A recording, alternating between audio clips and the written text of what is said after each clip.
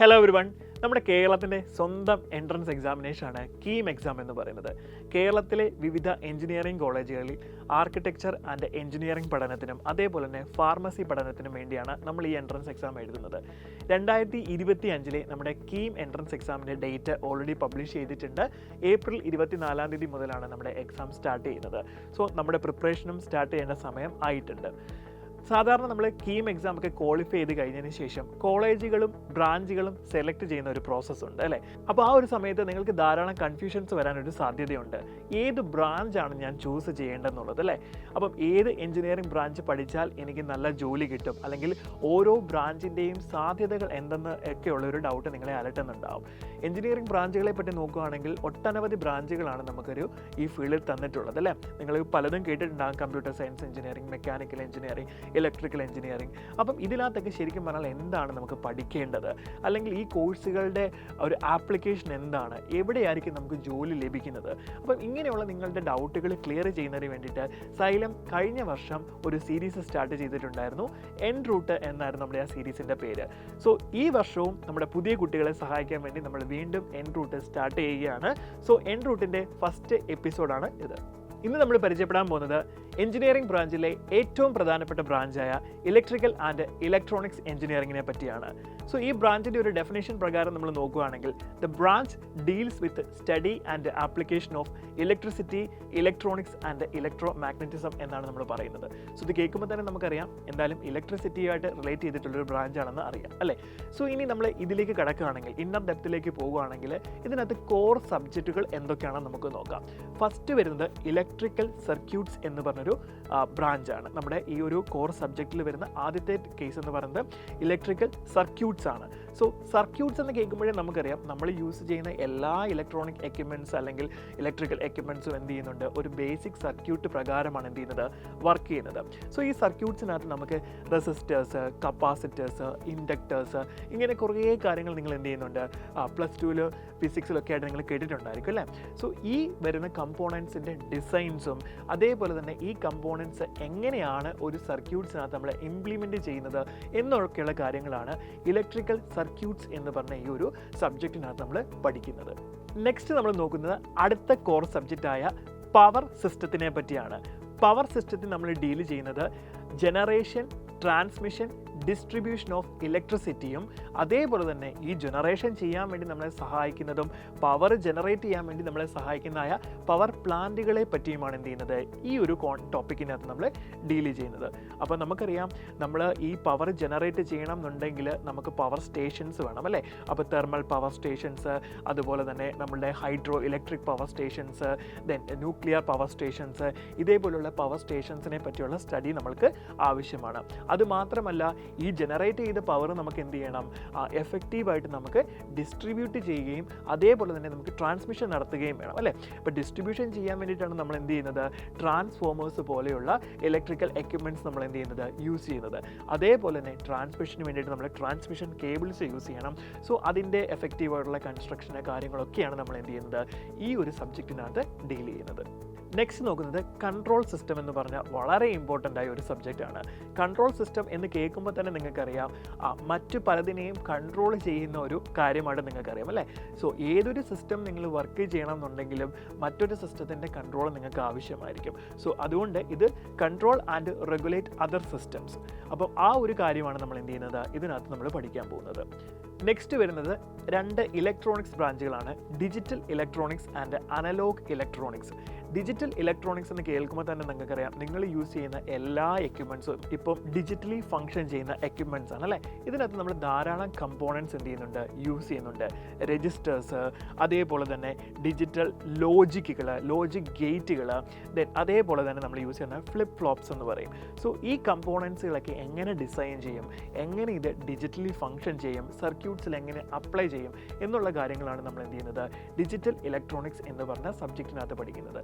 Then ഞാൻ പറഞ്ഞ analogue electronics. Analogue electronics എന്ന് പറയുമ്പോൾ നിങ്ങൾക്കറിയാം അനലോഗ് സർക്യൂട്ട്സുകളെ പറ്റിയുള്ള പഠനമാണ്. ഇതിൽ നമ്മൾ കൺസിഡർ ചെയ്യുന്നത് ഓപ്പാമ്പുകൾ അല്ലെങ്കിൽ ആംപ്ലിഫയേഴ്സ്, അതേപോലെ തന്നെ ഓസിലേറ്റേഴ്സ്, ഫിൽറ്റേഴ്സ്, ഇങ്ങനെ കുറേ കാര്യങ്ങളുണ്ട്. സോ ഈ കമ്പോണൻസുകളുടെ ഡിസൈനും അതേപോലെ തന്നെ ഇതിൻ്റെ ആപ്ലിക്കേഷനുമാണ് നമ്മൾ എന്ത് ചെയ്യുന്നത്, ഈ ഒരു സബ്ജക്റ്റിനകത്ത് ഡീൽ ചെയ്യുന്നത്. അടുത്ത് നമ്മൾ നോക്കുന്നത് കമ്മ്യൂണിക്കേഷൻ സിസ്റ്റമാണ്. വളരെ ഇമ്പോർട്ടൻ്റ് ആയിട്ടുള്ളൊരു മേഖലയാണ് കമ്മ്യൂണിക്കേഷൻ എന്ന് നിങ്ങൾക്കറിയാം അല്ലേ. ഇന്നത്തെ കാലത്ത് നമുക്കറിയാം ഒരു ഫ്ലൈറ്റ് ടേക്ക് ഓഫ് ചെയ്ത് അത് ലാൻഡ് ചെയ്യുന്നിടം വരെയുള്ളൊരു പ്രൊസീജിയർ ഉണ്ട് അല്ലേ. ഇതിന് ബിറ്റ്വീൻ എന്താണ് സംഭവിക്കുന്നത്? പൈലറ്റും അതേപോലെ ATCയുമായിട്ടുള്ളൊരു കമ്മ്യൂണിക്കേഷൻ നടക്കുന്നുണ്ട്. അതുമാത്രമല്ല നമ്മൾ മൊബൈലിൽ നിരന്തരം കമ്മ്യൂണിക്കേറ്റ് ചെയ്യുന്നുണ്ട് ആൾക്കാരോട്. So mobile to tower communication, tower to mobile communication, mobile to mobile communication, ഇങ്ങനെ ഒരുപാട് കമ്മ്യൂണിക്കേഷൻ ഉണ്ട്. അതേപോലെ നമുക്കറിയാം ഷിപ്പിൽ പോകുന്ന ആൾക്കാർ എങ്ങനെ നമ്മൾ കമ്മ്യൂണിക്കേറ്റ് ചെയ്യും, അവർ സ്പേസിലിരിക്കുന്നവർ എങ്ങനെ കമ്മ്യൂണിക്കേറ്റ് ചെയ്യും. സോ ഇങ്ങനെ ഈ കമ്മ്യൂണിക്കേഷൻ്റെ കാര്യങ്ങളെപ്പറ്റി നമുക്ക് നന്നായിട്ട് ഡീൽ ചെയ്യേണ്ടതായിട്ടുണ്ട്. സോ അതായത് ട്രാൻസ്മിഷനും റിസപ്ഷനും ഓഫ് ഇൻഫർമേഷൻസിനെയാണ് നമ്മൾ എന്ത് ചെയ്യുന്നത്, കമ്മ്യൂണിക്കേഷൻ സിസ്റ്റത്തിനകത്ത് നമ്മൾ ഡീൽ ചെയ്യുന്നത്. അത് വയർലെസ് ആയിട്ട് നിങ്ങൾക്കറിയാം, വയേർഡ് ആയിട്ടുള്ള കമ്മ്യൂണിക്കേഷനെ പറ്റി നിങ്ങൾ കേട്ടിട്ടുണ്ട്. സോ ഈ കാര്യങ്ങളാണ് കമ്മ്യൂണിക്കേഷൻ സിസ്റ്റം എന്ന് പറഞ്ഞ ഒരു സബ്ജക്റ്റിനകത്ത് ഡീൽ ചെയ്യുന്നത്. സോ ഇത് കൂടാതെ നമുക്ക് മറ്റു പല എഞ്ചിനീയറിംഗ് സബ്ജക്റ്റുകളും പഠിക്കേണ്ടതായിട്ടുണ്ട്. So basic civil engineering, basic mechanical engineering, basic electronics engineering, engineering graphics, engineering mechanics എന്നീ സബ്ജക്റ്റുകളുണ്ട്. ഇത് കൂടാതെ കമ്പ്യൂട്ടേഴ്സ് റിലേറ്റഡ് ആയിട്ടുള്ള സബ്ജക്റ്റുകൾ നമുക്ക് പഠിക്കാനുണ്ട്. സി പ്രോഗ്രാമിംഗ് പഠിക്കാനുണ്ട്. അതേപോലെ മൈക്രോ കൺട്രോളേഴ്സ്, മൈക്രോ പ്രോസസ്സേഴ്സ് എന്നീ സബ്ജക്റ്റുകളും നമ്മൾ ഇതിനകത്ത് ഡീൽ ചെയ്യുന്നുണ്ട്. സോ പ്രാക്ടിക്കൽസും കൂടെ ഇതിനകത്ത് വരുന്നുണ്ട്. അതായത് ഓരോ മെഷീൻസിനെ പറ്റിയുള്ള ലാബുകളും നമുക്ക് വരുന്നുണ്ട്. AC machines lab, DC machines lab, then digital electronic circuits lab, circuits lab എന്ന് തന്നെ പറഞ്ഞൊരു സബ്ജക്റ്റ് വരുന്നുണ്ട്. അപ്പം ഇങ്ങനെയുള്ള ലാബുകളും നമുക്ക് വരുന്നുണ്ട്. പ്രാക്ടിക്കൽ നോളജ് നമുക്ക് എന്ത് ചെയ്യാൻ പറ്റും, ഇതിൽ നിന്ന് അക്വയർ ചെയ്യാൻ സാധിക്കുന്നതാണ്. സോ പഠിക്കാനായിട്ട് നമുക്ക് മെയിനായിട്ട് പറഞ്ഞാൽ ബേസിക് ആയിട്ടുള്ള കാര്യങ്ങളാണ് നമ്മളിപ്പോൾ ഡിസ്കസ് ചെയ്തിട്ടുള്ളത്. സോ ഇനി ഈ ഒരു കോഴ്സ് പഠിച്ചു കഴിഞ്ഞാൽ നമുക്ക് എന്താണ് ജോബ് പ്രൊഫൈൽ എന്നുള്ളതാണ് എല്ലാവരുടെയും സംശയം.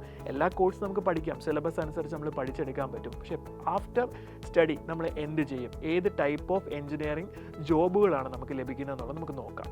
സോ മെയിനായിട്ട് വരുന്നത് പവർ സിസ്റ്റം എഞ്ചിനീയേഴ്സിനെ പറ്റിയാണ് നമ്മൾ നോക്കേണ്ടത്. നമ്മളിപ്പോൾ ഓൾറെഡി പറഞ്ഞു, പവർ ജനറേറ്റ് ചെയ്യണം എന്നുണ്ടെങ്കിൽ പവർ പ്ലാന്റ്സുകൾ വേണം അല്ലേ. സോ ഈ പവർ പ്ലാന്റ്സിൻ്റെ കൺസ്ട്രക്ഷനും അതേപോലെ തന്നെ അതിൻ്റെ ഡിസൈനും ദെൻ അവിടെ നടക്കുന്ന പല മാനുവലായിട്ടുള്ള കാര്യങ്ങൾ ചെയ്യാനും ഒക്കെ എന്ത് ചെയ്യണം, നമുക്ക് ആൾക്കാരെ ആവശ്യമുണ്ട്.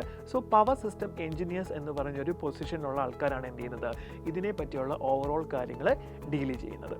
ദെൻ കൺട്രോൾ സിസ്റ്റം എഞ്ചിനീയർ ആണ്. നമുക്കറിയാം ഇന്നത്തെ കാലത്ത് എല്ലാം ഓട്ടോമേറ്റഡ് ആണ് അല്ലേ. കൂടുതൽ കാര്യങ്ങൾ ഇപ്പോൾ റോബോട്ട്സ് ചെയ്യുന്ന ലെവലിലേക്ക് എത്തിയിട്ടുണ്ട്. സോ ഈ കൺട്രോൾ സിസ്റ്റത്തിനകത്ത് നമുക്ക് എന്ത് ചെയ്യുക, കൺട്രോൾ സിസ്റ്റം എഞ്ചിനീയർ എന്നൊരു ജോബ് പ്രൊഫൈലിലേക്ക് നോക്കുകയാണെങ്കിൽ അതിൽ വരുന്ന മെയിനായിട്ടൊരു കാര്യമാണ് ഓട്ടോമേഷൻ എഞ്ചിനീയർ എന്ന് പറയുന്നത്. ഓട്ടോമേഷൻ എഞ്ചിനീയറും ഉണ്ട്, അതുപോലെ തന്നെ റോബോട്ടിക്സും ഉണ്ട്. സോ PLC, SCADA എന്നീ സോഫ്റ്റ്വെയർസ് ഒക്കെ എന്ത് ചെയ്യണം, നമുക്ക് ഡിസൈൻ ചെയ്യാനുണ്ട്. സോ അത് പ്രകാരം നമ്മൾ പല ഔട്ട്പുട്ടുകൾ, ഇപ്പോൾ ഞാൻ എക്സാമ്പിൾ പറഞ്ഞു കഴിഞ്ഞാൽ ഒരു കാർ മാനുഫാക്ചറിങ് കമ്പനി അല്ലെങ്കിൽ നിങ്ങളൊരു സോഫ്റ്റ് ഡ്രിങ്ക്സ് ഉണ്ടാക്കുന്ന ഒരു കമ്പനി നിങ്ങൾ നോക്കുകയാണെങ്കിൽ നമുക്കറിയാം ഫുൾ കൺവെയർ ബെൽറ്റിൽ കൂടെ പ്രോസസ്സ് ചെയ്ത് പോകുന്ന ഒരു സിസ്റ്റമാണ് അതല്ലേ. എല്ലാം മെഷീൻ വരുന്നു, ദെൻ അതിനകത്ത് ബോട്ടിൽ വരുന്നു, ലിക്വിഡ് നിറയുന്നു, ക്ലോസ് ചെയ്യുന്നു, സീൽ ചെയ്യുന്നു, ബോക്സ് ചെയ്യുന്നു, എല്ലാം മെഷീൻസ് ആണ് ചെയ്യുന്നത്.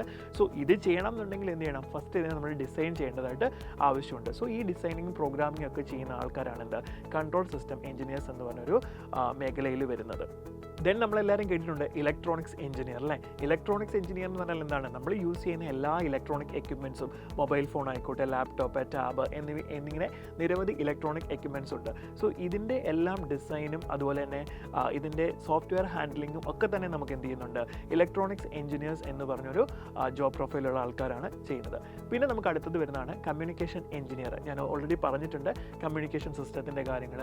സോ ഓപ്പാമ്പ്, അതേപോലെ തന്നെ നമ്മുടെ oscillators, then amplifiers, filters. So ഇതൊക്കെ എന്ത് ചെയ്യണം, നമുക്ക് ഇതെല്ലാം ഒരു പർട്ടിക്കുലർ സ്പെസിഫിക്കേഷനിൽ എന്ത് ചെയ്യുന്നുണ്ട്, ഡിസൈൻ ചെയ്യേണ്ടതായിട്ടുണ്ട്.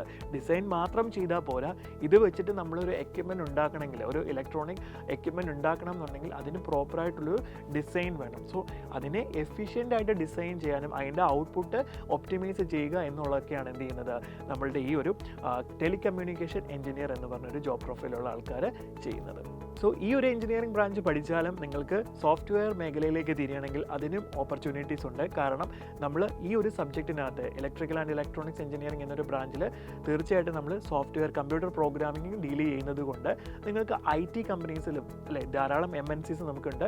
സോ അവിടെയും നിങ്ങൾക്ക് വർക്ക് ചെയ്യാൻ സാധിക്കും. കാരണം നമ്മൾ പഠിച്ചിട്ടുള്ള പല ലോജിക്കുകളും എന്ത് ചെയ്യാം, നമുക്ക് ആ ഒരു ഫീൽഡിലും യൂസ് ചെയ്യാൻ സാധിക്കുന്നതാണ്. സോ MNCസിലും ഒരുപാട് ഓപ്ഷൻസ് ആണ് നമ്മളെ കാത്തിരിക്കുന്നത്. അപ്പം ഇങ്ങനെ നോക്കുകയാണെങ്കിൽ ഈ ഒരു ബ്രാഞ്ചിനെ ഇപ്പോഴും അധികം ജോലി സാധ്യതയുണ്ട്.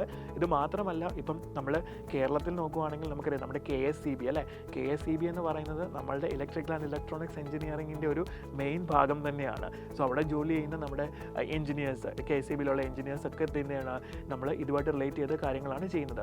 അതുമാത്രമല്ല, നമുക്കറിയാം നമ്മുടെ ഫേമസ് ആയിട്ടുള്ള നമ്മുടെ പവർ സ്റ്റേഷനാണ് മൂലമറ്റം പവർ സ്റ്റേഷൻ എന്ന് പറയുന്നത്.